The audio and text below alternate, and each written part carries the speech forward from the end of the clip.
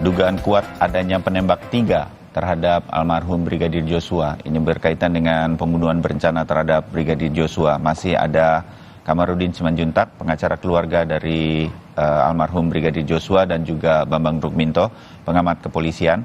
Sementara kami belum bisa tersambung dengan Roni Talapesi, pengacara Barada Eliezer, yang sudah berjanji untuk bergabung sebenarnya, dan sempat mengatakan kemungkinan besar saya bisa hadir pada pukul 8, tapi belum tersambung juga.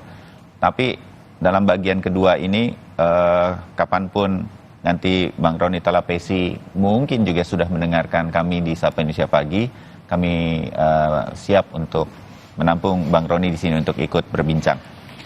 Pak Kamarudin, saya tahu banyak sekali poin dari kejadian yang kita sebut sekarang sebagai pembunuhan berencana terhadap Brigadir Joshua ini yang belum terjawab dari sisi keluarga Brigadir J ya, atau Joshua almarhum.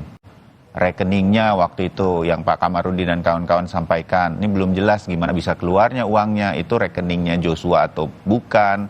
PPATK terlibat sih, sudah mengatakan yang sebenarnya begitu, tapi belum diungkaplah oleh kepolisian. Itu satu. Sampai ada beberapa hal lagi, sampai kemudian sekarang ada dugaan penembak ketiga yang Anda katakan, Anda meyakini memang bisa saja lebih dari 2 orang. Kan dari awal juga udah terjadi katanya itu tembak-menembak, jadi pasti akan dibuat sedemikian rupa banyak tembakan begitu. Nah, baik. Apakah dugaan penembak ketiga ini juga akan menjadi bagian, saya menyebutnya strategi lah, kami mengerti bahwa keluarga Joshua terus berharap ini bisa diungkap tuntas, setuntas-tuntasnya, sejelas-jelasnya, siapa saja yang kemudian menyebabkan kematian almarhum Joshua.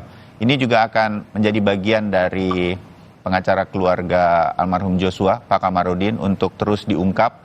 Kan saya membayangkannya, keluarga kan, kalau saya menjadi keluarga Joshua, apalagi ayah dan ibunya, saya pengen tahu yang sebenar-benarnya apa sih yang terjadi, kan begitu, sedetail apapun itu. Betul kan Pak Kamarudin, gimana? Betul, betul. Jadi sejak awal saya tidak pernah percaya kematian almarhum akibat tembak-menembak antara satu orang melawan satu. Karena awalnya dikatakan Bribka RR saja katanya bersembunyi di belakang kulkas waktu itu. Iya. Dan Putri ada di kamar menangis, tidak melihat apapun. Tetapi saya waktu itu memberikan tantangan, saya ingin tembak-menembak dengan Barada E. Dengan catatan saya latihan setengah hari untuk menembak, dan saya menembak dia lebih dulu 7 kali. Kemudian dia boleh menembak saya 5 kali. Saya yakin dia mati duluan, kan begitu. Karena saya adalah teman masa kecil daripada ahli penembak seluruh dunia, 10 tahun berturut-turut antara Angkatan Darat. Dan itulah temanku latihan tembak menembak pakai ketapel waktu kecil, menembak burung misalnya di sawah.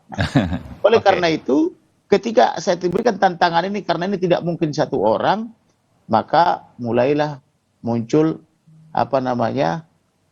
rumor lain bahwa ternyata Bribka RR juga ikut waktu itu, karena saya pertanyakan siapa yang menembak dari belakang. Lalu saya minta juga waktu itu periksa CDR daripada telepon daripada Perdi Sambo. Saya yakin dia ada di situ. Periksa juga operatornya, periksa juga pelindung lindunginya, karena dia bikin alibi dia pergi PCR, padahal untuk umum aja PCR itu dikasih gratis, yaitu rapid antigen. Jadi tidak mungkin pejabat utama Polri kegenitan pergi mencari PCR, padahal ada yang gratis dan dia tinggal perintah, kan begitu. Nah, ternyata belakangan ketemu CCTV, ternyata petugas PCR datang ke rumah, kan begitu. Jadi artinya orang ini yang selalu berbohong. Karena orang ini selalu berbohong dan menyandra antar lembaga atau pejabat antar lembaga dengan cara menggerakkan orang-orang hebat untuk, dalam arti orang hebat dalam arti jabatannya bukan mentalnya ya, yang hebat mentalnya sama otaknya sih tidak hebat, bobrok malah, kan gitu ya. Dan menggerakkan amplop-amplopnya, maka saya sudah memperkirakan kasus ini pasti rumit. Rumitnya di mana? Karena melibatkan banyak pejabat yang tersandra. Kalau saya jadi penyidiknya, saya garansi setengah hari selesai. Dengan cara melakukan penangkapan, tangkap semua yang ada di rumah itu, periksa di dalam kamar yang berbeda, pasti ketemu keterangan yang mana pelaku, yang mana saksi, mana barang bukti, dan sebagainya, kan begitu. Tetapi itu tidak dilakukan. yang dilakukan obstruction of justice. Jadi soal penembakan ini dari awal saya yakini pasti lebih daripada 1-2 orang. Apalagi kalau ditemukan lagi ada senjata Luger, di mana senjata Luger itu adalah buatan Jerman atau yang berasal dari kata pistole parabellum. Pistole parabellum itu artinya itu di sana terkandung bahasa filsafat yang mengatakan bahwa jika kau ingin damai, ayo berperang, kan begitu, bersiap-siaplah untuk berperang. Ya. Itu dibuat sekitar 1850-an sampai dengan 1923 atau pasca pra Indonesia merdeka. Jadi orang-orang yang punya koleksi senjata seperti ini tentu adalah orang yang berlatar belakang bahwa dia sejak dulu sudah menguasai persenjataan. Siapa di antara mereka yang sudah sejak dulu menguasai persenjataan? Yaitu adalah ayahnya Ferdy Sambo. Ferdy Sambo itu kan pensiunan terakhir kan adalah mayor jenderal. Jadi kemungkinan besar dia bisa mengkoleksi senjata-senjata kuno. Era-era 1800 sampai 1900 kan begitu. Maka ayah FS itu tentara. Polisi. Polisi. Kalau istilah inspektur jenderal itu kan belakangan ya. Dulu kan brigjen, maijen, legend sama jenderal kan begitu. Nah, dulu sama ketika masih di bawah angkatan darat. Itu juga sebabnya saya selalu mengatakan untuk menuntaskan kerumitan ini harus melibatkan penyidik angkatan darat, laut dan udara dan PPATK. Karena biar bagaimanapun suka atau tidak mendengarnya, bukannya saya memuja-muja angkatan atau TNI, mereka itu terkenal disiplin, sportif dan apa. Kucing aja ditembak oleh jenderal, hukumnya tegas, apalagi manusia. Beda dengan polisi yang suka merekayasa kejadian. Artinya tidak semua polisi, sebagian kecil aja.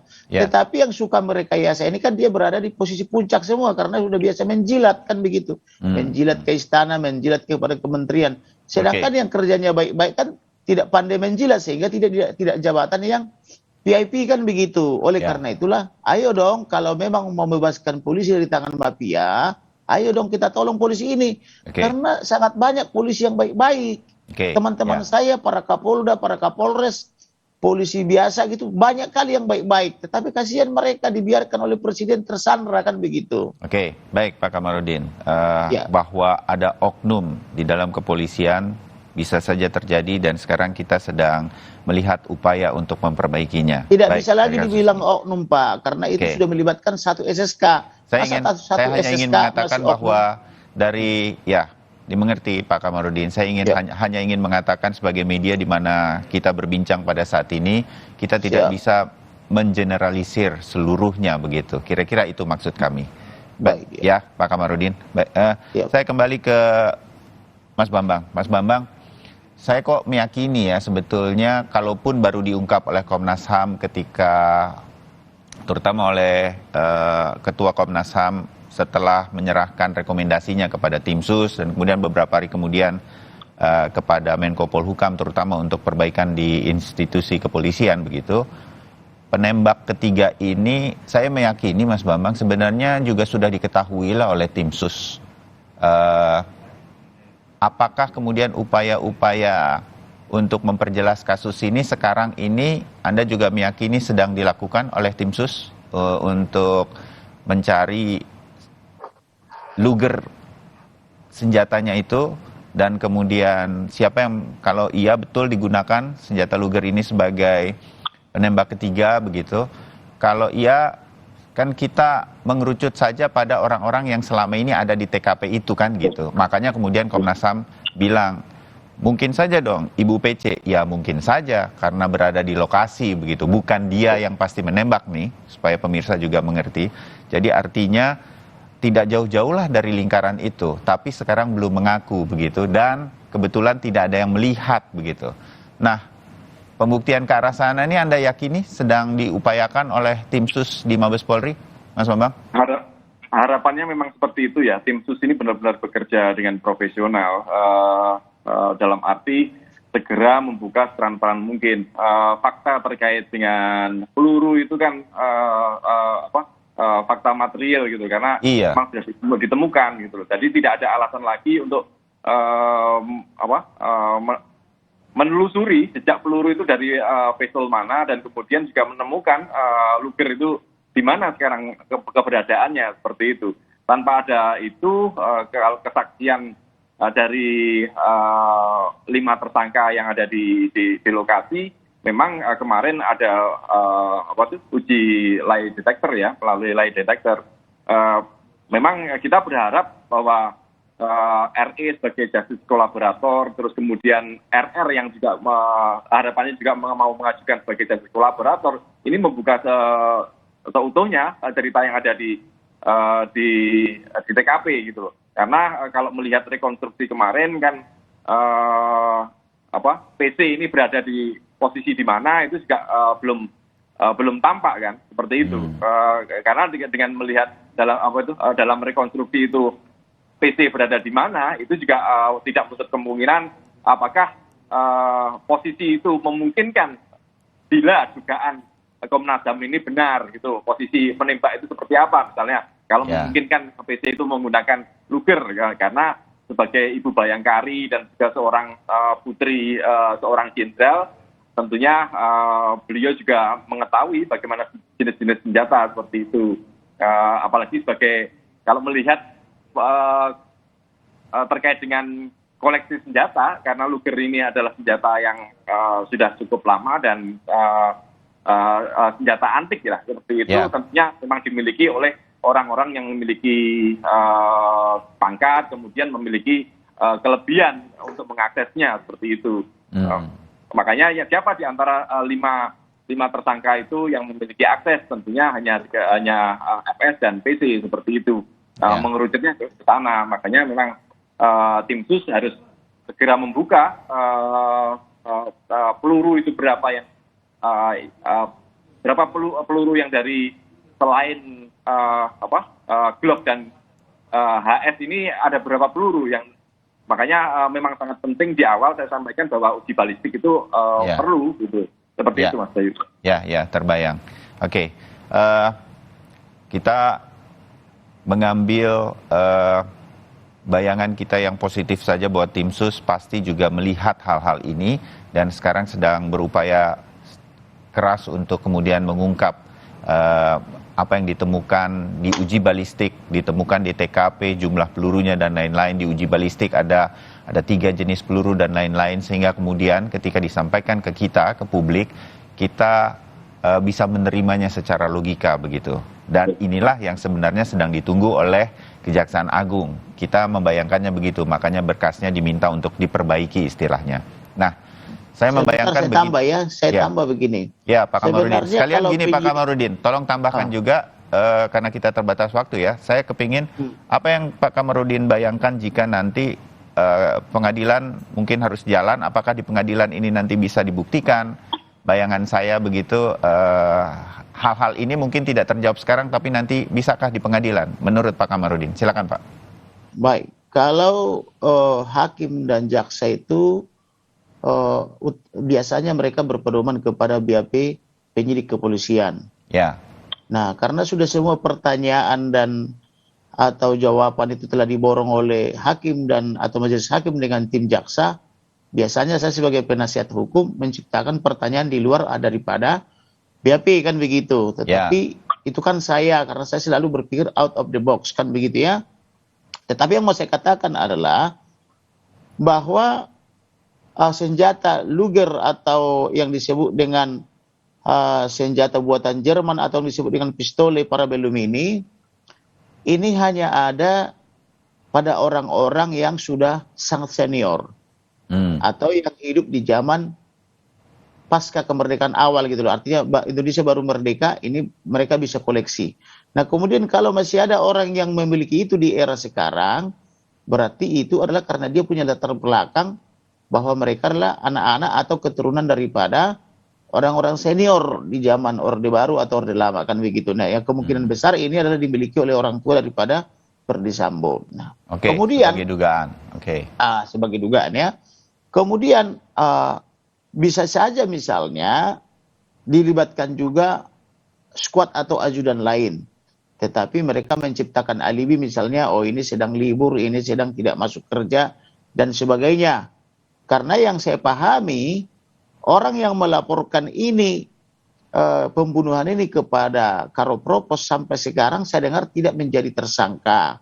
Padahal orang yang pertama kali melaporkan peristiwa ini adalah orang yang punya latar belakang bermasalah dengan almarhum, yaitu telah melakukan pengancaman-pengancaman juga bersama Ferdi Sambo di bulan Juni maupun di bulan Juli. Tetapi sepertinya dia diciptakan alibi ketika itu dia tidak masuk. Pertanyaannya, bagaimana orang ini kalau tidak masuk tetapi bisa membuat laporan tentang kematian kepada Karopropos, kan begitu. Nah, jadi artinya ada di sini kepentingan daripada Dirtipidum Polri yang melakukan negosiasi-negosiasi untuk tidak melibatkan orang tertentu, karena Dirtipidum Polri ini kan punya latar belakang sebagai mantan bawahan daripada Ferdi Sambo, kemudian mantan teman sekampungnya atau teman sekolahnya di Semansa Makassar, kemudian juga dia juga diduga melakukan negosiasi juga supaya tidak melibatkan Kapolres Selatan untuk dijadikan tersangka. Padahal Kapolres Selatan itu bersama Kasat Sersenya tindakannya sangat